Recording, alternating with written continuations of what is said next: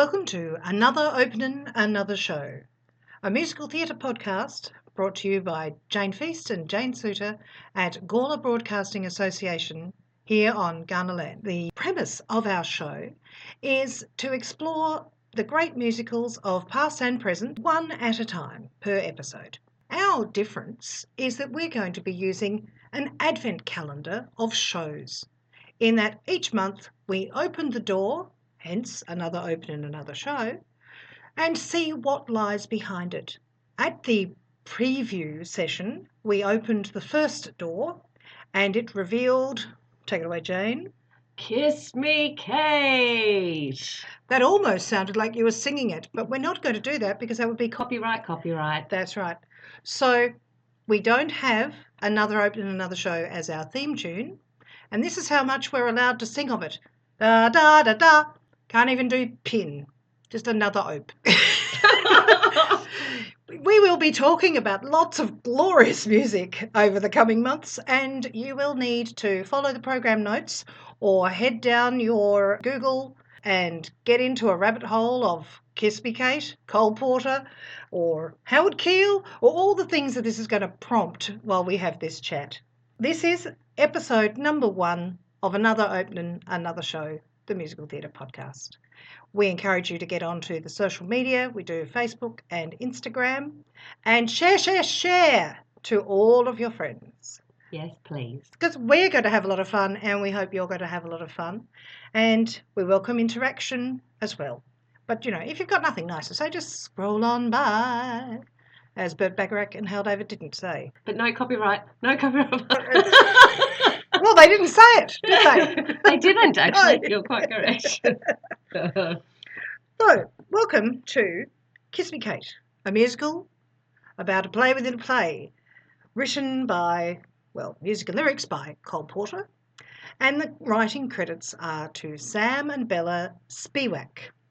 I have listened to many podcasts and documentaries to find out whether it's Spewack, or Spewack, and from people old enough to know, it is Spewack. Excellent, because I did read it and had no idea at all on how that was pronounced. Yes. So I haven't included it in any of my written material. No, I just keep calling them Sam and Bella. Great. Love that. Little Sam and Bella. Now, Jane S. is going to lead us through the synopsis of the show. Yes, I am. Thank you, Jane. Jane mentioned earlier, Kiss Me Kate is a play within a play. And as we've said, it revolves around the production of Shakespeare's Taming of the Shrew, starring an ex-couple, Fred Graham and Lily Vanessa. Fred is playing Petruchio and Lily is cast as Catherine, the titular Kate. So Act 1 opens with the musical number Another Opening, Another Show, where the cast and crew of Taming of the Shrew welcome the viewer into their theatre as they rehearse. Fred Graham is the director, producer and lead in the show. He also thinks of himself as quite the Casanova, pursuing one of the younger cast members, Lois Lane, even though her boyfriend is also part of the cast. Lily, that's his ex-wife, is furious to discover that her ex-husband is interested in Lois, and her anger is very much on show. At the end of that first rehearsal, Lois's boyfriend sneaks back into the theatre. He's been out gambling and has run up an enormous debt, which he's left an IOU for. But he's put the IOU in the name of Fred Graham. Lois is cross when she finds out about this, as she sees the production of Taming of the Shrew as their big chance. She sings, "Why Can't You Behave?" As they're getting ready for the show to open, Lily and Fred meet backstage. She shows off her enormous engagement ring that she's received from her wealthy older fiancé named Hal. She also points out to Fred that it's the anniversary of their divorce. Together they reminisce about how they met on an earlier show by singing "Wunderbar" to each other.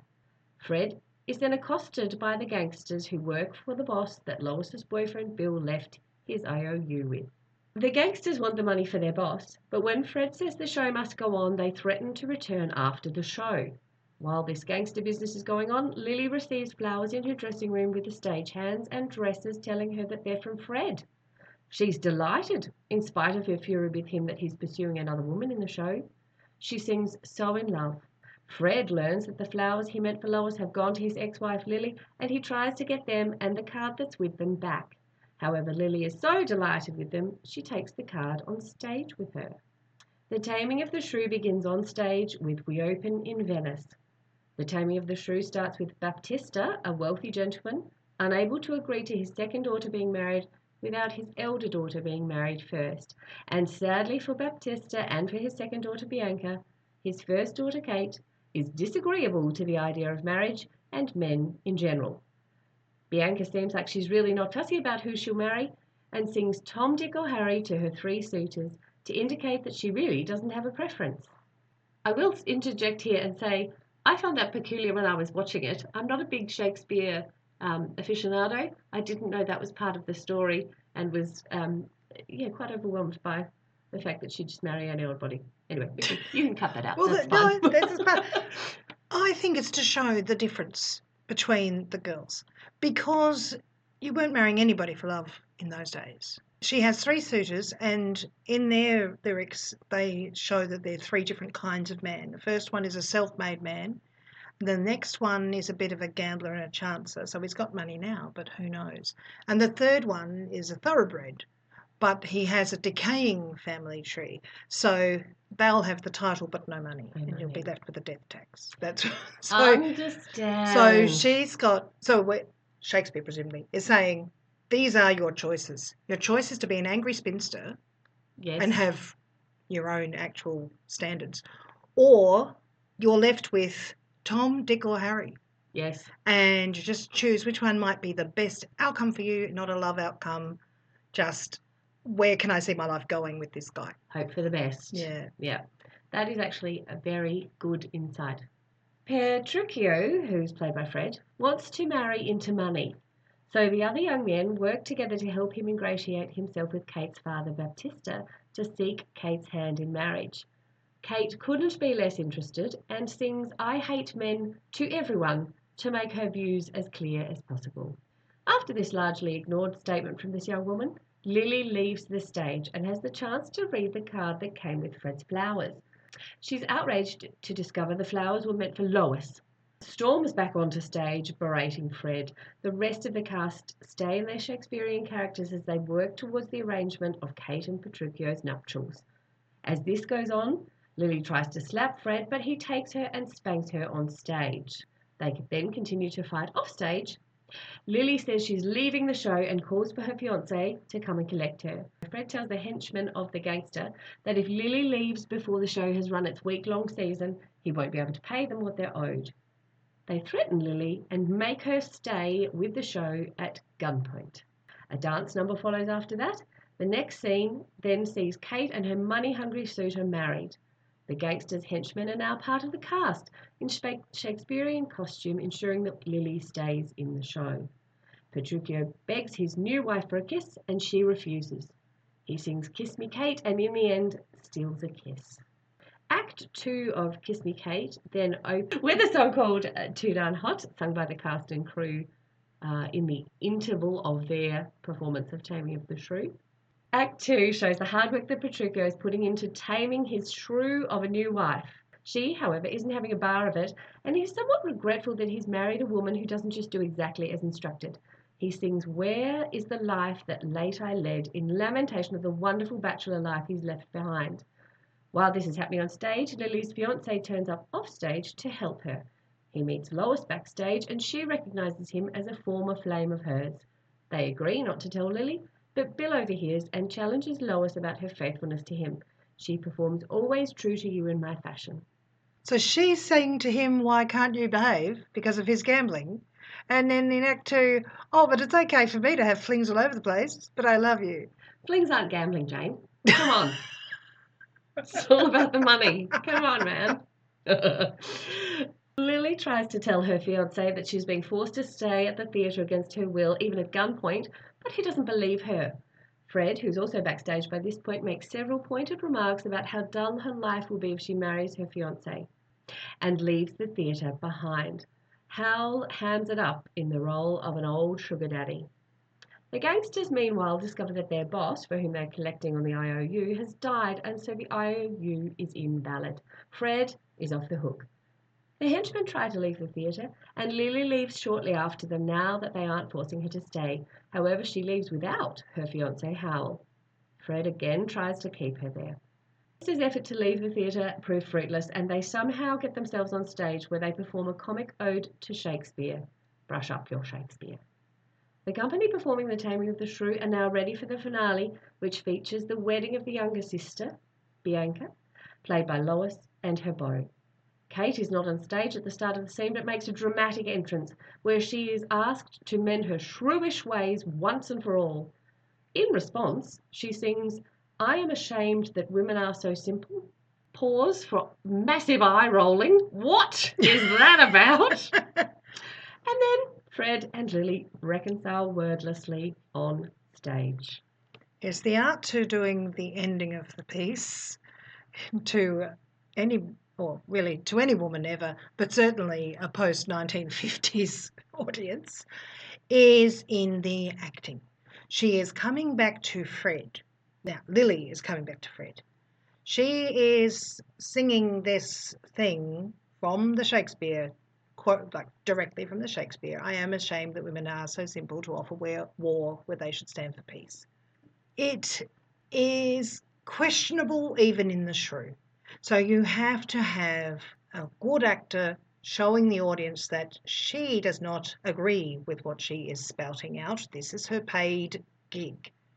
It's not what Bella, Sam, or Cole think is a woman's job either, and it's not Lily Vanessa. It is, I am finishing this show that was written.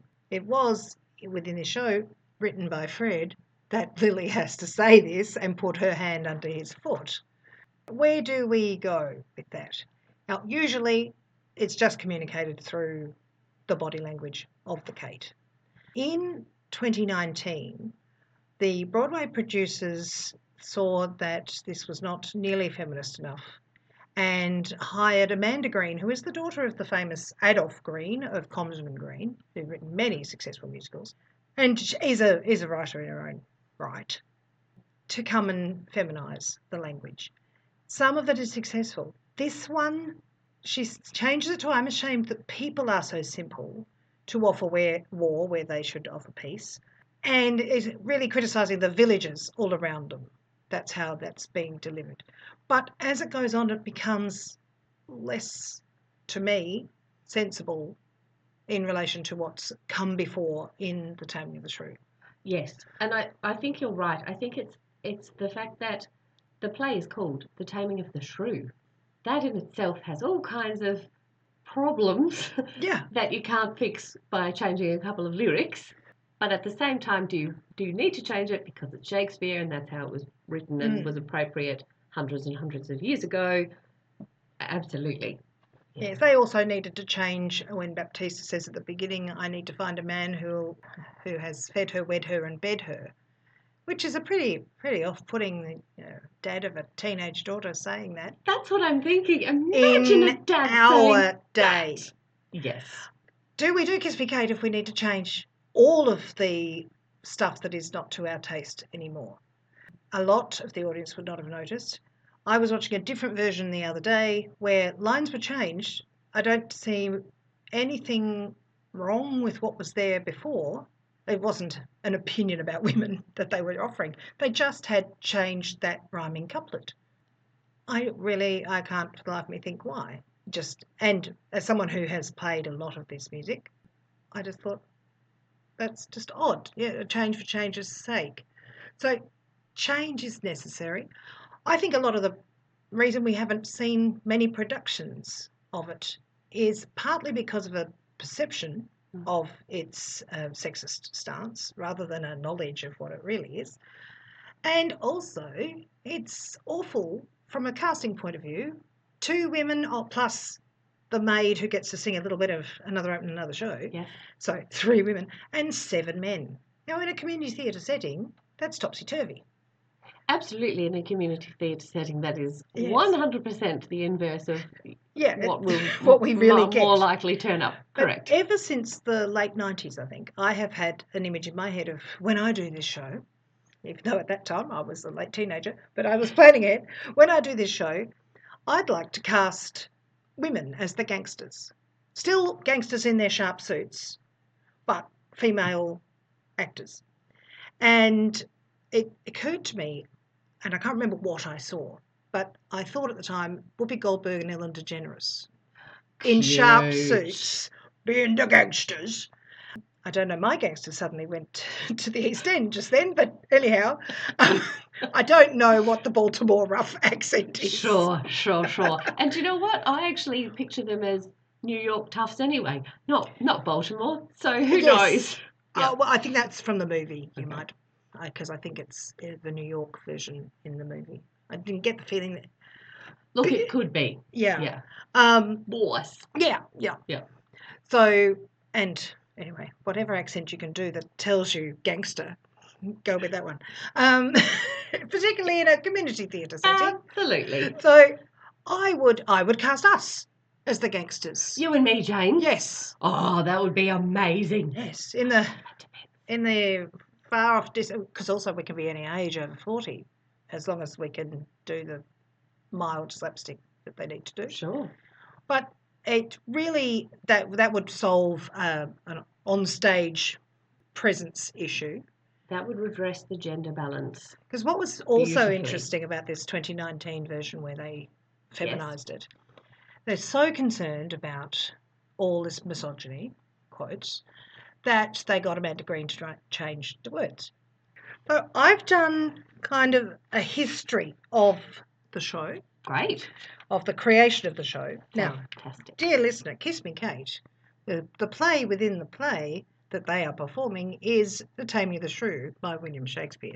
A classic. And thankfully, there's an awful lot of dialogue that just sticks to the Shakespeare, and even 3 or 4 numbers that are almost entirely from the Shakespeare, with maybe just a little modern tweak. That is gratifying. The music is different. Sometimes it sounds sort of Renaissance Italy, sometimes, Maybe. but there's a reason for it sounding so modern. I did think it was actually quite interesting how integrated the music and lyrics were to the story. Yes. You may be going to discuss that, but No. I just thought that was quite often the music from musicals can stand somewhat outside of the story, perhaps. But I think in this show that it's very much integrated. Well, that's one of the features of this, is that it was written in 1938, the beginning of the idea was 1938. And that was just hot on the heels of Oklahoma. And really between Showboat and Oklahoma, all those musicals were plays that had 10 to 12 songs that could really be sung by anybody at any time, which we have since experienced those songs being plucked out of those unsuccessful musicals, but the songs are great, particularly Gershwin and Porter. Correct. And then flipped into something in the 90s like Crazy for You, a more entertaining or less cringeworthy script than the original one. Yeah. In that case, Crazy for You, it was actually, most of that is taken out of Girl Crazy. Girl Crazy is a very good show, launched Ethel Merman and Ginger Rogers on Broadway, and became a really big musical about 10 years later with Judy Garland and Mickey Rooney, but got changed quite a lot for the taste of general American public in At the that 40s. time, yeah. And so we have Anything Goes, for example. You can actually license 3 or 4 different versions of Anything Goes for your amateur dramatic society, and they have quite different scripts, and some of them have 4 to 8 different songs. So if you want to produce it, you've got to make sure you've read all 4 of them to work out which one you had in your head when you went, I love that show, let's do it next year. Yeah. Because it might not have Take Me Back to Manhattan in it, which in some versions is the opening of Act 2, because that was actually written by Cole for a show that went nowhere back in the 20s. Yes, but back to Kiss Me Kate. Yes. I think you would struggle to pull really almost any of these songs out. I've come to why that Wealthily in Padua doesn't lend itself to Spider-Man. No, absolutely not. Yeah, very intrinsic. Yeah, so they call it an integrated musical. That's a term that I've come up with in a lot of my reading over the last couple of weeks, meaning the words and music are telling the story and advancing the plot. Together. So Showboat was the very first to do that in 1927. Then everybody didn't like that, and we went back to doing, here's a funny script, boy meets girl, and there's a comedy couple and a few dancers, and we sing and dance and we have a great time, but nothing substantial. Almost like a vaudeville show of different bits and pieces. Yeah. And then along came Oklahoma and changed the whole thing, and we wouldn't have musical theatre as it is today if we didn't have Oklahoma. But that will, I'm sure, be in another edition of this podcast. Jane, it sounds like you've peeked behind those advent calendar doors. I'm not sure I'm on board with this. I have a feeling, a very strong feeling, that Oklahoma will be in the top 100 shows. Pretty sure. Sorry about my croakiness all of a sudden then. So here is my little lecture on the behind the scenes of the creation of Kiss Me Kate.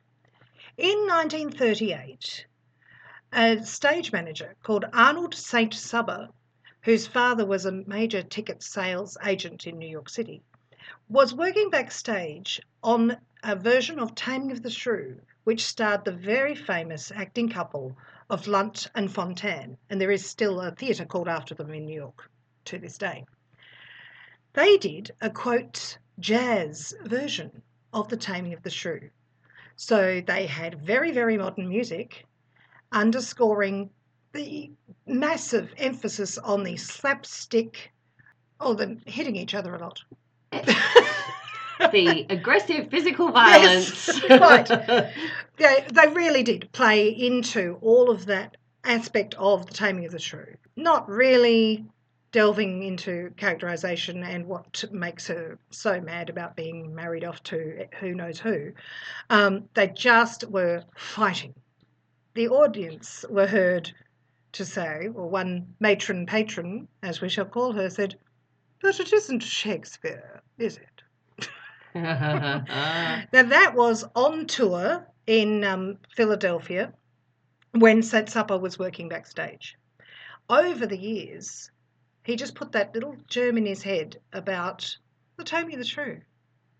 And the fact that London Fontanne took so much delight in bashing each other up on stage, because as soon as they got off stage, they were verbally bashing each other up. They had the most tumultuous toxic marriage, according to every Broadway legend you can hear. They never split up. They seemed to kind of feed off that energy. That, coupled with the behaviour of Kate and Petruchio in the play, made St. Supper go, "I think I should ask someone to do a play about this." So he sent for his friend Bella Spewack, who at that time had separated from Sam, because they had a bit of a toxic relationship too. It really is the theme of Kiss Me Kate. That could be there. Yes, because it's not just Kate and Petruchio. It's the other couple are also not healthy in their behaviour. So it absolutely makes sense that the writers would also fall into this. Absolutely. Yes. I don't think you can work on this if you're in a healthy relationship. Well, you've got a lot more to draw from if you have been in a warring couple. This is true. This is very true. So, thought about writing a play within a play. St. Supper and Bella have both said many times that it was their own idea to contact Cole Porter. So whoever contacted Cole Porter, good on them, because it became a massive, wonderful and clever show. But it was a risk asking Cole Porter at that stage, because he had had Anything Goes many years before. Then in 1937, he was at a friend's farm and riding horses, fell off and broke both his legs. They should have been amputated according to the doctors, but he could not fathom a life like that. So he was determined to use walking sticks and do his best. And in a time when physiotherapy was in its infancy. Absolutely. So he lived in pain. So we had no success in the theatre. The Depression, then the Second World War. The Depression didn't affect Cole on a personal level because he did have a lot of money and he kept living his life the way he liked it. But nobody would touch him with a barge pole to produce anything that he had written. But Bella was adamant, and she turned his head with the idea of the Taming of the Shrew. it is said that when she gave him her first draft of the script, he was so inspired he wrote 2 complete numbers in one weekend, and they never were amended. What? I know. Now, I don't know which 2. I think it was Why Can't You Behave and I've Come to Wife of Belthley and Padua, or another one of the Shakespearean ones. Okay. Just to be so flawless in your first draft, amazing. And I'm sure that that is to do with what Bella provided him with as a script. Yeah. Then we went on out-of-town tryouts. And as is referred to in another opening in another show, you go to Philly, Boston or Baltimore. Now, this all happened in Philadelphia, but in Kiss Me Kate, their tryout is set in Baltimore. And they refer to being in Baltimore quite a lot. The hot weather. Oh, that It's so hot Baltimore sticky. weather. Yeah. I've been to Baltimore for a morning. And did you leave because you were melting? It was the fall. It was October. So humid. It was humid like Sydney. Not tropical, but humid. And where we found ourselves was very industrial. So the air just felt heavy. And I feel that the old buildings of Baltimore, it's a very small place, are just not environmentally friendly. You know, the founding fathers just didn't think about ventilation. Sure. Coming from Europe. No, no, ventilation wasn't a big consideration. And look, I feel like ventilation probably, and environmental concerns weren't really a big consideration for a very long time. Certainly wherever not you were from. century. Yeah. So that is why it is too darn hot at the opening of Act 2, because it is sticky heat. The producers chose Philadelphia, where, legend has it, St. Supper crewed for the lunch and watched that on-off stage relationship, which was, shall we say, functional for them, occur. Functional for them. Yeah. Put that in air quotes. Yep. But during the creation of Kiss Me Kate, the producers leaned on Bella heavily to add comic relief because, yes, it's funny to a degree watching the slapstick of these melting relationships, but it's not out and out funny because they're still relationships not working well.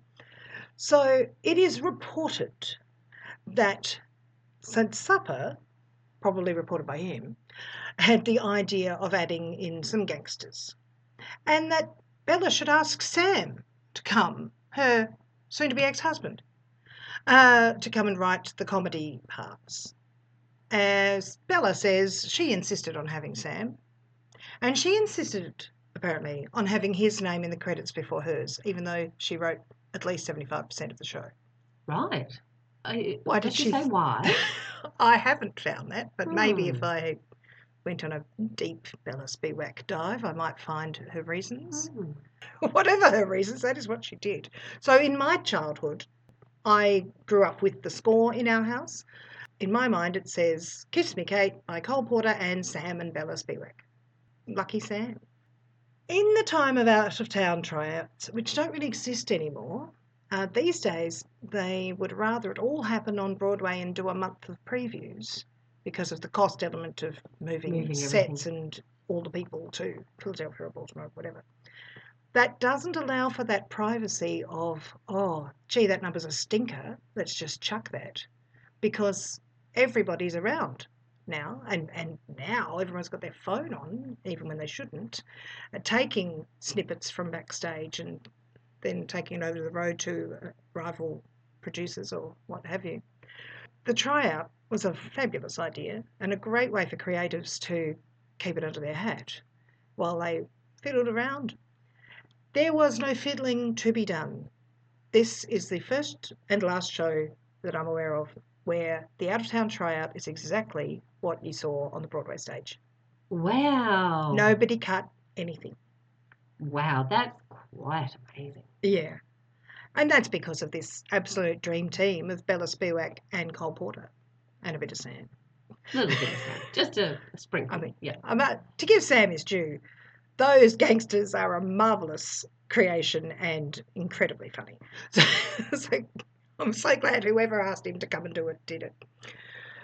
That is pretty much the whole origin of Kiss Me Kate. Now, I said nothing was taken out, but something had to be added in. The song Bianca, which is the least good song in the show. Wow. Most people. Tell us what you really think, Jane. No, this is not just my impression. I have heard many people, very learned, and other people who are just chatters like us, who love, say, "Oh, Bianca." There is a story behind that. The man playing Bill, who sings the song Bianca, to Lois, who plays Bianca, but he's singing it to Lois backstage, but he calls it Bianca.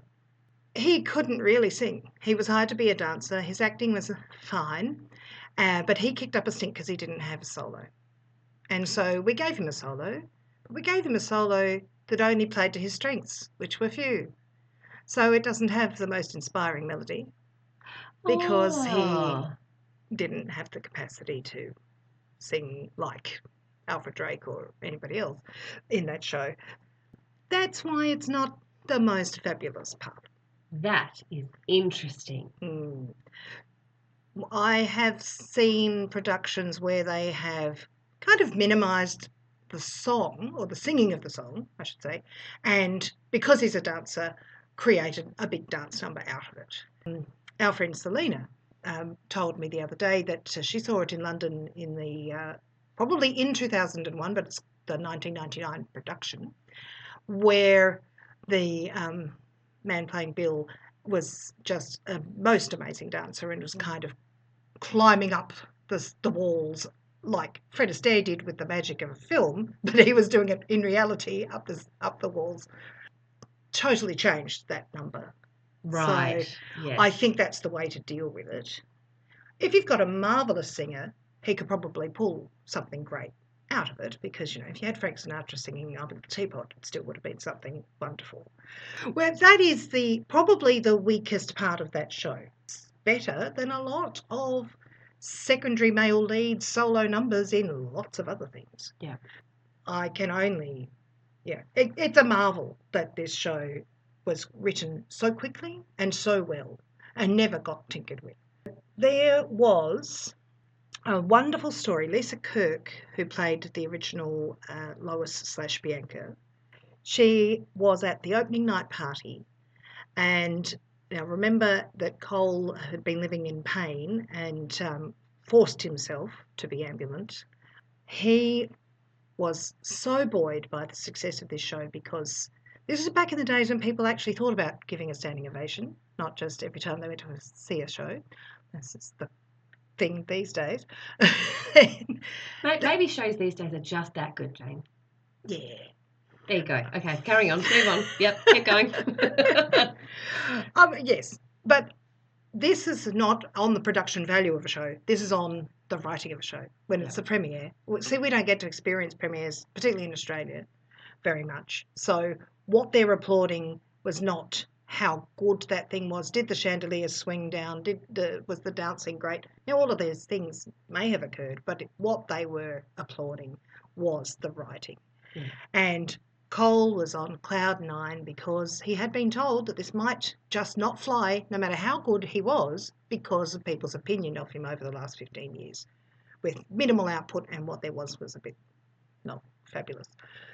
He walked in, according to Lisa Kirk, and tossed aside his twin walking sticks and practically bounced up the stairs to celebrate the splendid reception of Kiss Me Kate. He sent a telegram to a friend that simply said, "Success equals Cole. Stop." That is lovely. I just think that's a brilliant story. I don't know Lisa Kirk. I don't know if she was up to exaggeration, but I can't see why she would. Well, why would you make that up? I just think that's marvellous. It is marvellous. And do you know what? Even if she did make it up, I'm going to presume that she didn't and enjoy it as though it's a true story. Yeah. Because it's lovely. Yes. Yeah. Yeah. A triumph. It's good. Good. I have another segment in mind, which we might work on next time, called Any Dream Will Do, or I Had a Dream, I Dreamed a Dream, where we have a dream cast. Oh, Now, I was stumped. I could see maybe Jackman doing Frederick Graham, sure. but I couldn't really think of who we might put in Well, these other parts. obviously, you and I are the gangsters. That's taken That's it, care yes. of. That's done. With Hugh Jackman. Are we in the Yes. same production with Yes, Hugh we Jackman? are. Oh, awesome. Dream Jack. Did you Yes, not hear the the word dream. dream? Yes, You said yes. it. We don't all have to be of the same pay rate. Correct. Although, look, if someone wants to boost me up to Hugh Jackman's pay rate, I'll accept I'm it. happy with that. That's Yeah, fine. I'll take that's it. fine. Yeah, great. Yes. Good. Or if he wants to come pay his subs in the community theatre version, we'll do that too. Look, I suspect most community theatre groups would accept that offer from Hugh. They might even waive his subs. Look, maybe, but yeah. It's Well, up he to wouldn't be each covered by insurance. No, it's up to each individual group to decide what's best for them. Yeah. So we have had a lovely time doing this podcast. We certainly have.